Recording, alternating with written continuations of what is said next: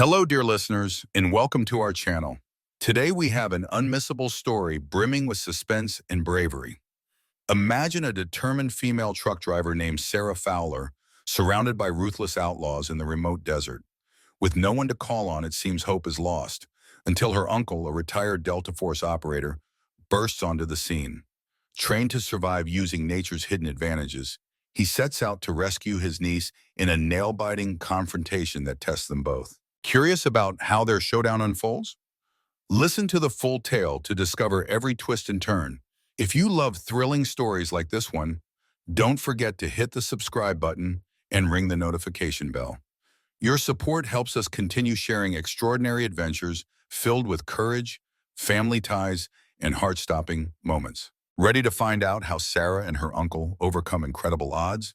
Stay tuned, everyone. You won't want to miss a single second of this electrifying journey. Sarah Fowler had always found peace on the open road. Ever since she was a young girl growing up in rural Wyoming, she'd been fascinated by the steady hum of engines and the comforting rumble of tractor-trailers passing by on the highway. Her father and uncle were both truck drivers at one point, though each had taken vastly different paths in life. Her father settled into a calm existence transporting livestock across Midwestern states. Her uncle, Grady Fowler, had joined the military. Over the years, he served with the Delta Force, specializing in reconnaissance and survival missions deep in hostile territory. But whenever he returned home, he taught Sarah the skills he felt she'd need in a tough world. Basic self-defense, how to read people's intentions, and a certain reverence for nature. Sarah's dream was always to explore the country, so she saved all she could, earned her commercial driver's license straight out of high school, and hit the road. She was a natural behind the wheel, patient, level-headed, and organized. Unlike a lot of other truckers, she never let the solitude weigh on her. Instead, she embraced it, soaking in the sights of Grand Canyons, desert highways, and rolling hills. The contact with nature reminded her of her uncle's teachings, how every environment, no matter how unforgiving, held secrets to survival. But the trucking life wasn't always picturesque sunrises and open roads. Being a woman in a field dominated by men, Sarah had faced discrimination and harassment. She never let it deter her, though. The moment she felt threatened, she'd summon the mental fortitude and sometimes the physical techniques that Uncle Grady had drilled into her. She had a quiet confidence and projected an air of self-reliance that usually kept trouble at bay. Still, she always remained on guard. Late one afternoon, as a fiery red sky settled over a desert stretch of Highway 50 in Nevada, Sarah eased her rig into a worn-down truck stop.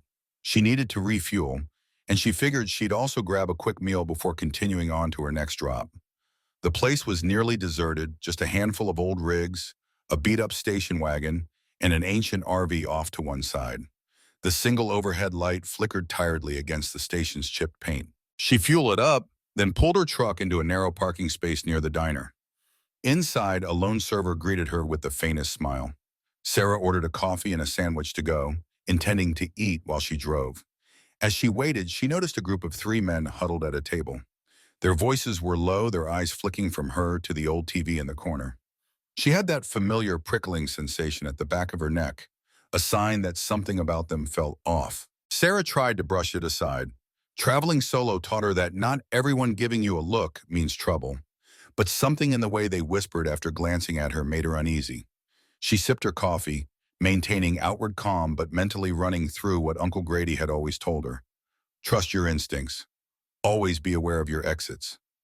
The diner's fluorescent lights buzzed overhead, adding to the tension. She fidgeted with her wallet, and when her sandwich finally arrived, she thanked the server and walked out into the twilight. The men's eyes followed her. Another quiet alarm sounded in her mind. She told herself it might be nothing, but she knew from experience that ignoring such warnings could be dangerous. Sarah shoved the unease to the back of her mind, trying to stay calm as she walked to her rig. It sat alone under a flickering street lamp, a sentinel in the gathering darkness. The sky was turning a deep purple as the desert sun dipped below the horizon. The air felt heavy, as if carrying more than just the night's chill. She climbed into the driver's seat, locked the doors, and cranked the engine. Before she could shift gears, a dark silhouette appeared in her side mirror. One of the men from the diner was standing just beyond the glow of her headlights. His stance had a casual menace to it, hands in his pockets, head cocked to the side as if daring her to roll down the window. Sarah's heart pounded. She considered her options: drive off or confront him if he approached. Instead of making a move, the man simply stared at her. With a deep breath, Sarah decided to pull out and leave. She had no interest in any kind of face-off with a stranger at dusk in a nearly abandoned truck stop. She eased her rig into gear and slowly rolled past him, her eyes never leaving the mirrors. He didn't move an inch. She watched him grow smaller in the rearview mirror until he was swallowed by darkness. A mile or two down the highway, Sarah tried to shrug off the incident as just another strange encounter. Yet she couldn't shake the feeling that trouble might follow her. She remembered Uncle Grady's stories of how certain situations could seem harmless until they escalated in the blink of an eye. He had survived countless operations in remote war zones, relying on an almost animalistic sixth sense to detect threats before they erupted. She wondered if this was one of those times. The night droned on. Her headlights cut through the desert, revealing an empty road that stretched on forever. Occasionally, she'd pass a lone car or see the faint glow of a ranch house in the distance. Radio chatter from other truckers offered some company, but no one mentioned anything unusual. She flipped through stations, hoping for weather updates or local talk shows to distract her mind. 40 minutes later, she spotted headlights behind her. The vehicle approached quickly, pulling up close enough that she could sense its presence through the rattling of her trailer. Glancing in the side mirror, she recognized an old pickup truck. It bore the same dusty color scheme as the beat-up truck she'd seen outside the diner. Tension coiled in her stomach. Was it the same men? She couldn't be certain, but suspicion set her nerves on edge. Sarah pressed the gas pedal, guiding her 18-wheeler up a slight incline. The pickup truck maintained its position, floating between her blind spots, sometimes moving out to the side as if testing her speed. Her mind raced with possibilities. Maybe they were in a hurry to pass, or maybe they were the men from the diner trying to intimidate her. She felt her heartbeat thrum faster. Recalling her uncle's instructions, she kept a close eye on the truck's movements. If it tried to pull ahead or force her off the road, she'd have to react swiftly. Even though she stood a better chance ramming them than letting them corner her, she knew that kind of escalation came with its own risks. Her best option was to stay calm, maintain control, and look for a safe out, perhaps the next well-lit gas station or rest stop.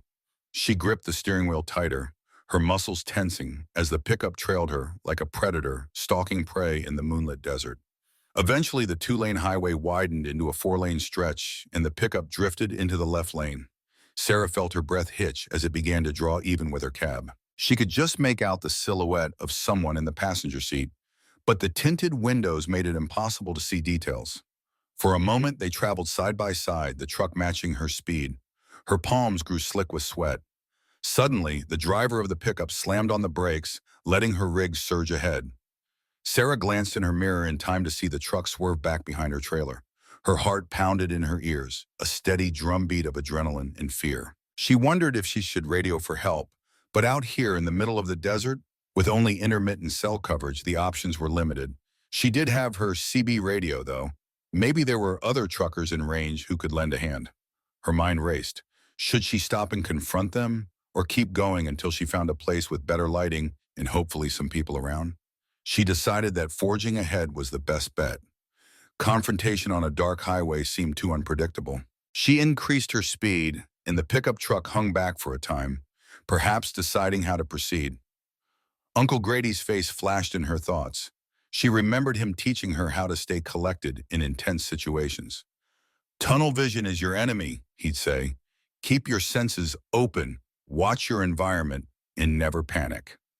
Sarah inhaled steadily, forcing the tension from her shoulders as she focused on driving. The desert night pressed in from all sides, the brilliant moon overhead, revealing desolate stretches of scrubland and rock formations. After another 15 minutes of this silent chase, lights appeared in the distance, an oasis of neon signs marking a small pit stop. It wasn't large, but it had a brightly illuminated convenience store and a few cars in the lot. Sarah signaled and took the exit. The pickup followed, but hung further back than before. She steered her rig into the parking lot, maneuvering it so that it faced the store, ensuring she had a clear view of the entrance and the parked vehicles. She rolled to a stop, engine idling. She quickly scanned the area. A silver sedan, a couple of motorcycles, and a pickup that didn't match the one behind her. Inside the store, she could see two clerks behind the counter. Bright fluorescent lights chased away the darkness. That was a small comfort, though it didn't guarantee safety. Sarah considered her options again. She could head inside, making sure others saw her face and presence. If these men were planning something, they might think twice when witnesses were around. On the other hand, leaving her truck, especially with valuable cargo on board, felt risky. A wave of relief washed over her when she saw that the pickup that had been tailing her lingered at the entrance to the parking lot. Its headlights swept over the small building. Then it slowly crept in and parked under a dim light in the far corner. The moment she shut off her engine, her phone vibrated. She slid it out of her pocket, relieved to see a decent signal for once. Without hesitation, she texted her uncle. No lengthy details, just a quick message. Some guys might be following me, feeling uneasy. Stopped at a small pit stop on Route 50. We'll keep you updated. She hit send and prayed he was awake. Grady Fowler was more than just a retired Delta Force operator. He had honed his survival skills in some of the harshest environments on the planet: tropical jungles, frozen tundras, scorching deserts. His specialty was using nature to his advantage, reading landscapes and animals the way others might read a newspaper. After leaving active duty, he'd retreated to the remote wilderness near the Wind River Range, where he could fish, hunt, and live in harmony with the land he loved. Cell phone reception was spotty out there, and he didn't always keep his phone close. But tonight, fortune had it that he was working on a small cabin improvement project near a signal booster. The familiar ping of an incoming text caught his ear. He picked up his phone and saw Sarah's message. A wave of concern washed over him.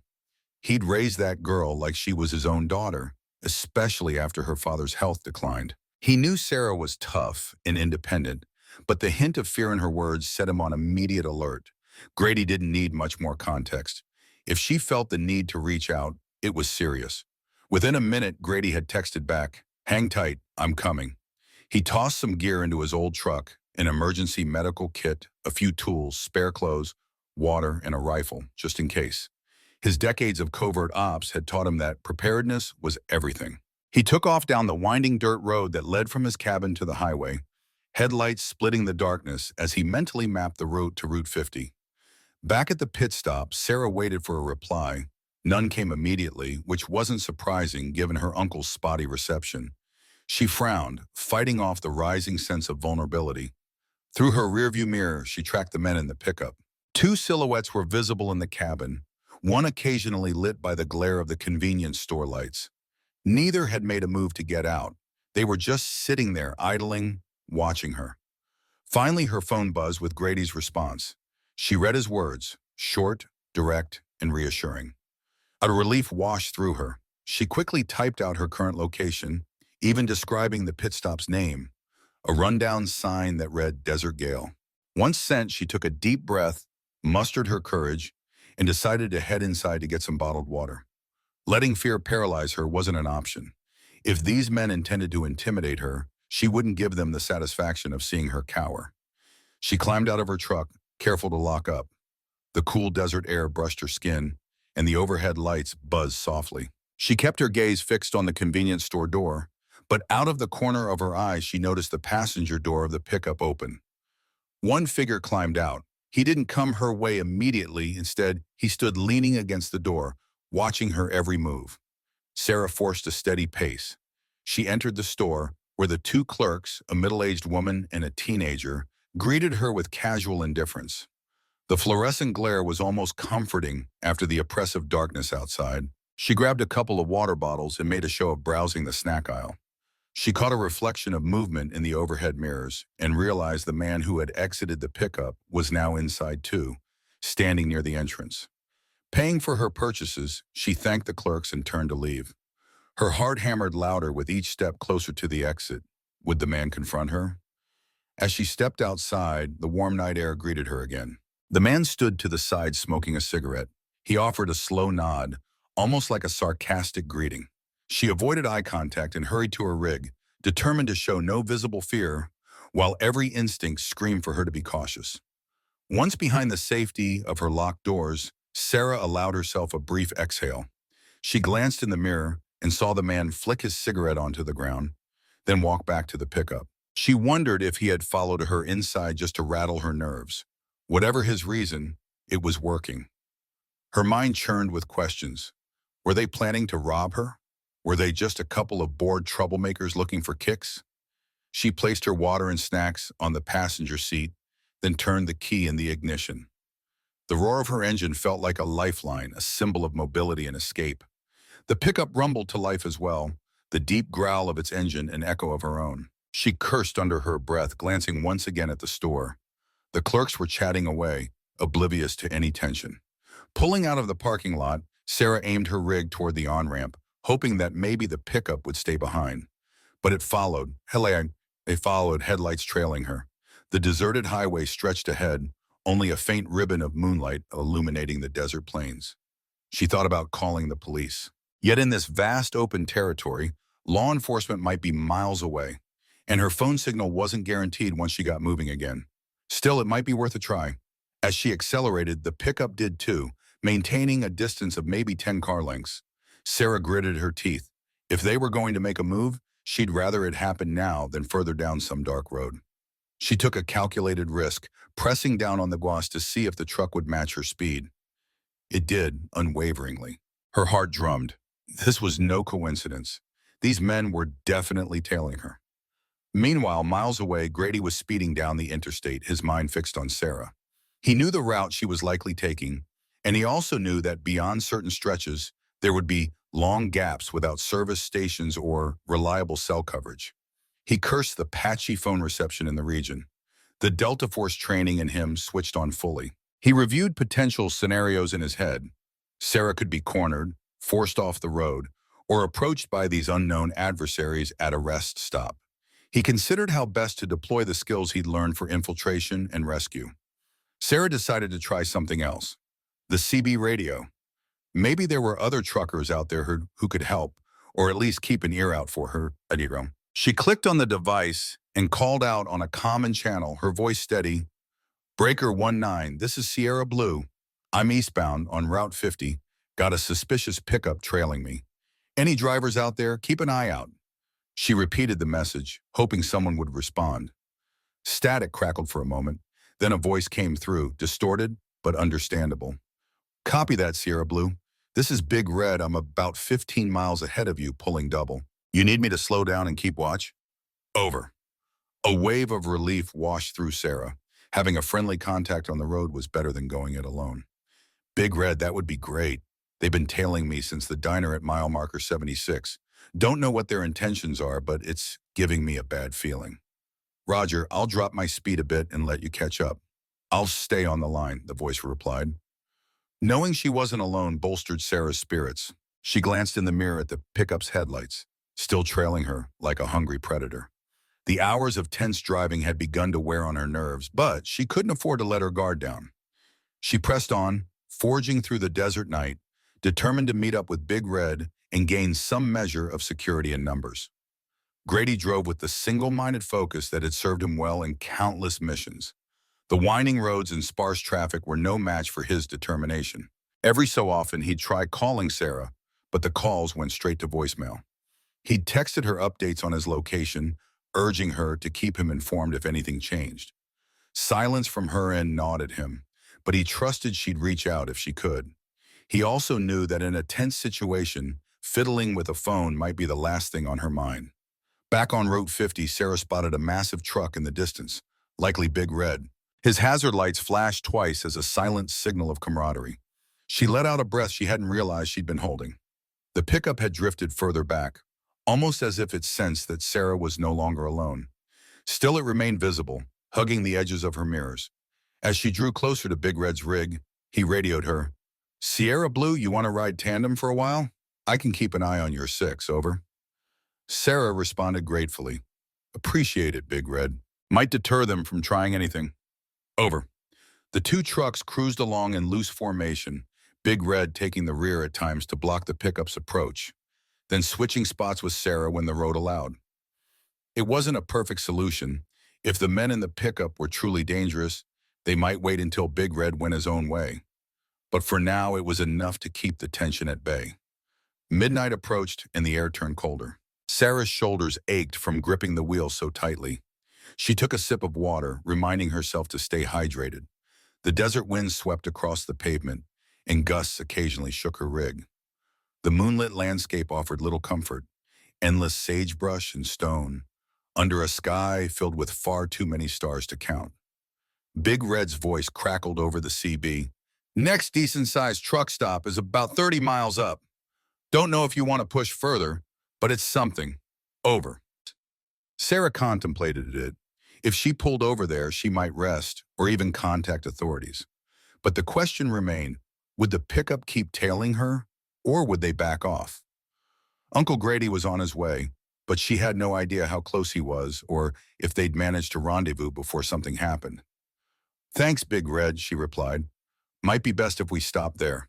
I'll check my phone signal, maybe get hold of my uncle. You got it. I'll stay with you till you're in the clear, Big Red offered. Time seemed to slow to a crawl as the miles ticked by. The pickup still lingered, though it kept a greater distance, its headlights bobbing like a distant threat. Eventually, the truck stop's neon sign came into view, a sprawling lot with multiple pumps, a small diner, and a larger convenience store than the last place. It was well lit, and a handful of other trucks were already parked. Both Sarah and Big Red pulled into the lot, parking side by side near the bright overhead lights. Sarah finally felt some semblance of safety. She spotted the pickup's lights circling the outskirts of the lot, but it didn't immediately pull in. Maybe the men were assessing the situation. Maybe they'd given up. She didn't plan to let her guard down yet. She hopped out of her cab and walked over to meet the hulking figure of Big Red. He was a tall, broad-shouldered man with a bushy beard, wearing a trucker cap. He gave her a firm nod as she approached. Sierra Blue? He asked. She extended a hand. That's me. Thank you for helping me out there. He glanced toward the highway. Whoever those fellows are, they're up to no good. You thinking of calling the cops? She sighed. Yeah, I am. Let me just see if I have a decent signal now.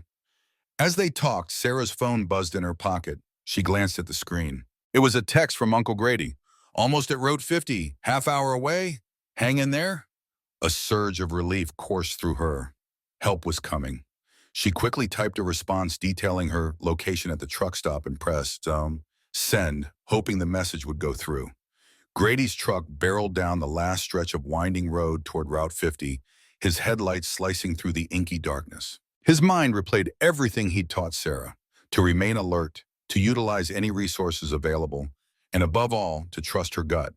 He had no concrete intel on who was chasing her or why, but he knew Sarah wouldn't overreact without good reason. The desert night seemed endless, yet he knew every mile he covered brought him closer. At the truck stop, Sarah eyed the distant pickup. It had parked at the far edge of the lot, its headlights off. Its occupants were difficult to see under the minimal lighting. She tried to call the local police station, but after navigating through an automated system, she ended up on hold. Meanwhile, Big Red suggested they head inside to talk with the attendant, who might have more direct lines to the authorities.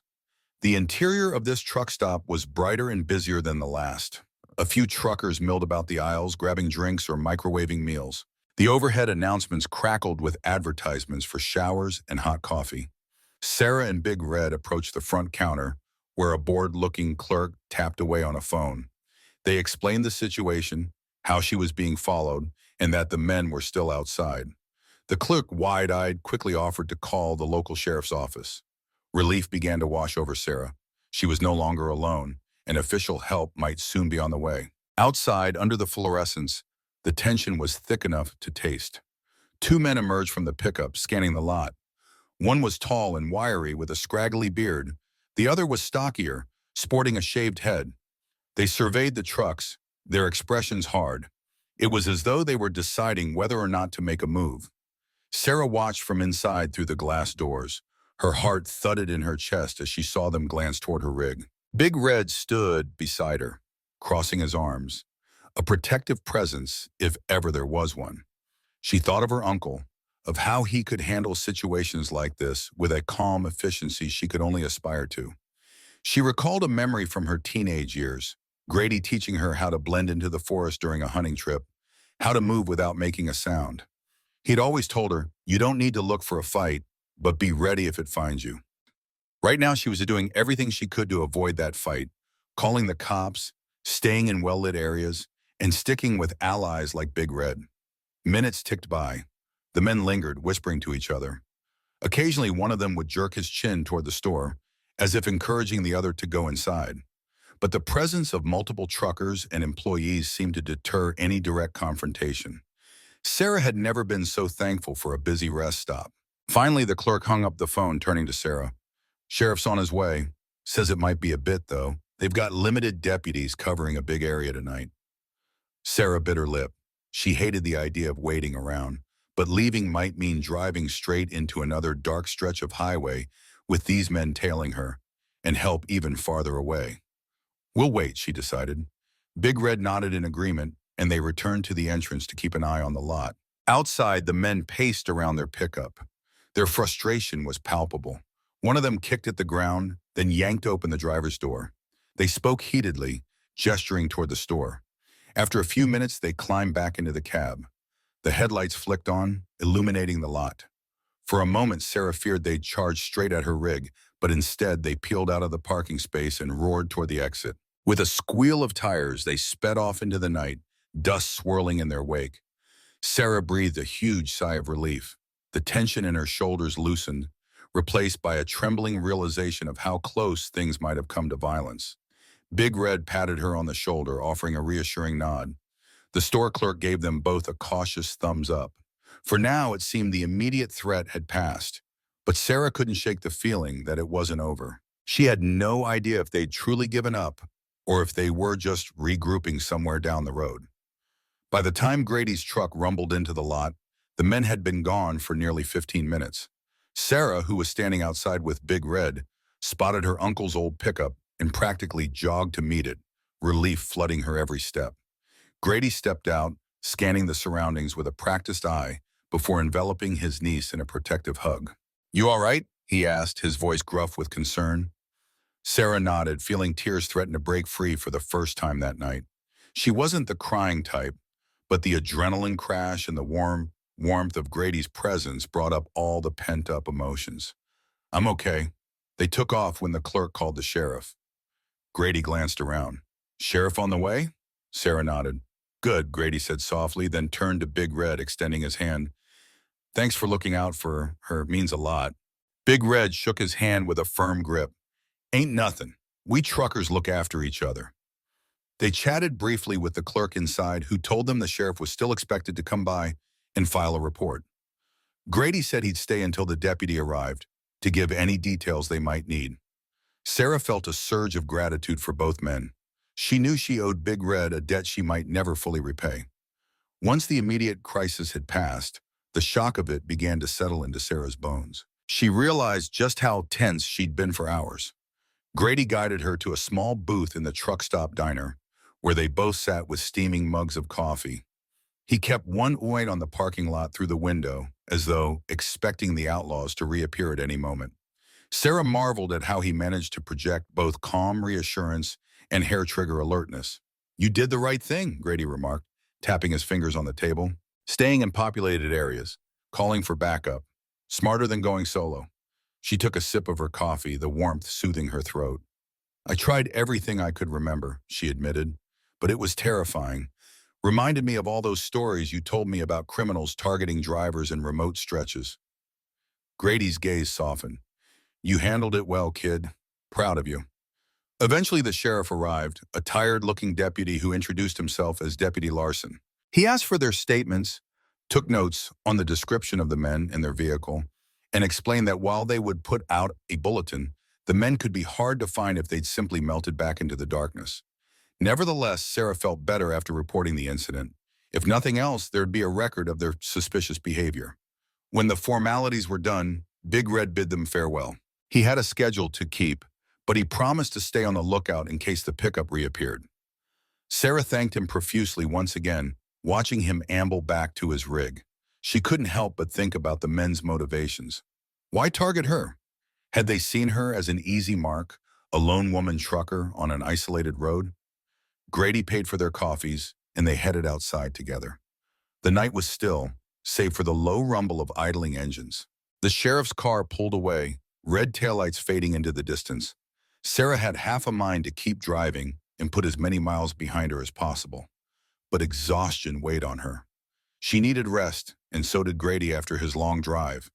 And if the outlaws were still around, forging onward into the darkness didn't feel like the best idea. "We could camp out here for the night," Grady suggested. "Truck stops like this usually have a place for drivers to crash. Or we can sleep in the cab of your rig and my truck if we want to keep watch." Sarah nodded, the adrenaline draining out of her. "Yeah, let's stay. I'll feel safer with you around." They decided on a plan. Sarah would sleep in her truck's sleeper berth, and Grady would park his pickup nearby so he could keep an eye on things. He set an alarm on his phone to wake him every couple of hours, just to do a quick patrol around the lot. Though Sarah wanted to tell him he didn't have to, she also knew it would ease both their minds. The idea of the men returning unannounced made her stomach twist with unease. Despite her fatigue, Sarah found it hard to drift off.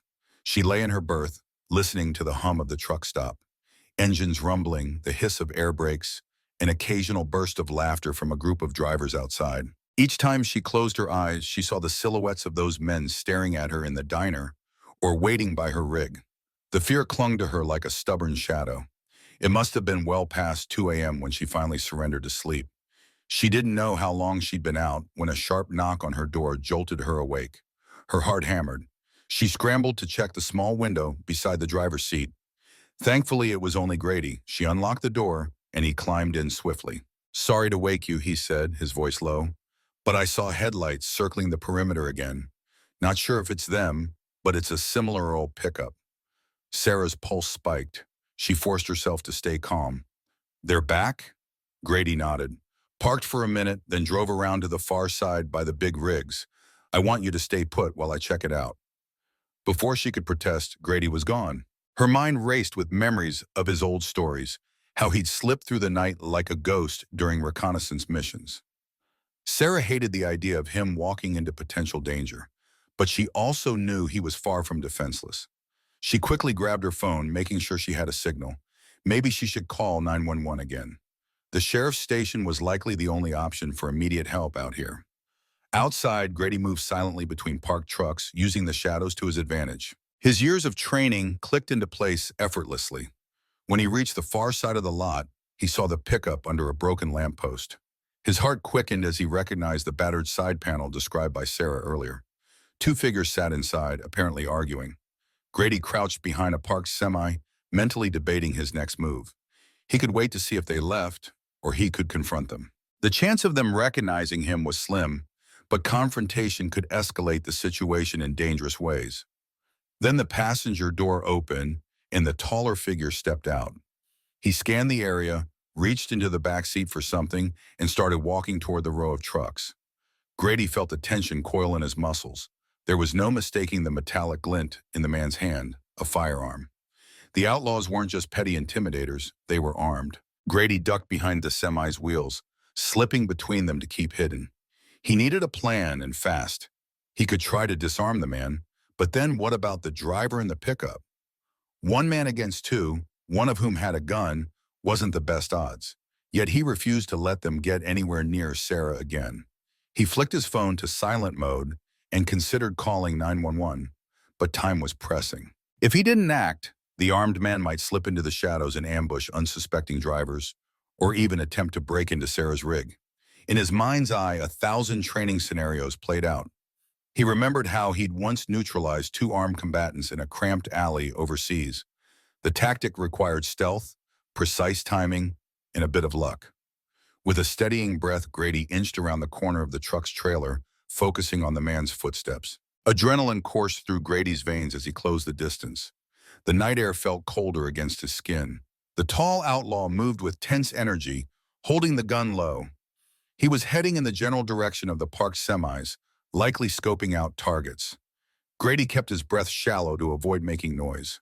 When the man paused to peer around a trailer's corner, Grady seized the moment. Stepping swiftly from the darkness, he wrapped an arm around the man's shoulders, forcing the gun hand away from his body. The outlaw let out a muffled cry, but Grady clamped a hand over the man's mouth, driving a knee into the back of his leg to drop him to the ground. The gun clattered against the pavement. A scramble ensued, kicking legs, a flailing elbow. Grady stayed resolute, leveraging his training to pin the outlaw's arm behind his back. The man gasped, his breath ragged with panic. Grady pressed a forearm to the back of his neck, keeping him subdued. "Don't make a sound," Grady hissed, voice trembling with tightly coiled anger. "Why are you after that truck driver?" The outlaw groaned, trying to wriggle free. Grady increased the pressure just enough to let him know he meant business. Meanwhile, the driver of the pickup had grown suspicious. He revved the engine, shining the headlights across the rows of trucks. Grady realized he had only seconds before the second man might come looking. The pinned outlaw spat out a string of curses. He refused to answer Grady's demands, so Grady retrieved a length of paracord from his pocket, quickly binding the man's wrists. The entire maneuver took a few tense seconds, every nerve in Grady's body on high alert. He dragged the bound outlaw behind a large tractor trailer, staying out of sight of the searching headlights. The man struggled, trying to shout for his partner. Grady silenced him with a stern grip and a hushed warning. "You so much as make a peep, and I'll leave you trussed up for the sheriff. Understood?" The outlaw glared but fell silent, eyes flicking around for any possible escape. The pickup's driver killed the headlights, presumably to see better in the dim lot. Grady peered around a trailer's edge, spotting the faint outline of the truck. The driver stepped out, brandishing a flashlight, aiming it through the narrow pathways between parked rigs. Any moment now, he would discover that his partner was missing. Grady pressed himself against the trailer's side, mentally running through his next move. He sent a quick text to Sarah. "Stay in truck, call 911. One suspect down, the other armed." Then he pocketed his phone. He couldn't wait for the cavalry, not with an armed man prowling the lot. If the sheriff was still far away, it was up to Grady to neutralize the threat before anyone got hurt. The driver's flashlight bobbed in the darkness, accompanied by the sound of cautious footsteps. Grady slipped around the back of the trailer, aiming to circle behind him. He heard the driver mutter something under his breath, likely calling for his partner. The seconds stretched into what felt like minutes. Finally, the driver turned a corner, and Grady lunged. But the driver was faster than Grady anticipated. He whipped around, flashlight swinging like a club. It glanced off Grady's shoulder, sending a spark of pain radiating down his arm. Grady bit back a grunt and countered with a quick, well-aimed strike to the man's midsection. The driver stumbled, gasping. His flashlight hit the ground, rolling to illuminate the scuffle with a harsh glare. Now it was hand-to-hand. Grady recognized the man's clumsy attempts to fight back. He wasn't trained, just desperate. A quick dodge, another strike, and Grady managed to knock him off balance. He secured the man's right arm, twisting it behind his back as the driver let out a ragged snarl of pain. The man kicked at the air, nearly connecting with Grady's knee, but Grady stepped aside, maintaining his hold. Within a minute, the driver was disarmed and pinned face first against the trailer's metal side. Grady bound his wrist with another length of paracord, tying it off with practiced efficiency. His own heartbeat thundered in his ears. He took a second to check for any other threats, scanning the rows of trucks lit by sporadic overhead lights. The lot seemed still. Sarah, in her rig, had received his text and called 911. Seconds later, the sound of sirens wailed in the distance, drawing closer. Red and blue lights flashed against the truck stop's exterior as a patrol car arrived, followed by the same deputy from before and another officer. Their urgent voices echoed through the lot, commanding any suspects to come out with hands raised. Grady carefully guided his captive into the open, calling out, "I've got him secured. He's disarmed." Soon, both outlaws were in handcuffs, the sheriff's deputies glaring them down. Sarah emerged from her truck, shaken but unhurt. I'm unhurt, rushing to Grady's side. The deputy commended him for his quick thinking, though he also warned that vigilante actions can be risky. Grady understood that all too well, but he had no regrets about protecting his niece. Together, they watched the deputies load the outlaws into the patrol car. The men glowered, but their intimidation had failed. Sarah looked at her uncle, gratitude shining in her tired eyes. He pulled her into a hug. "You're safe, kid. That's what matters."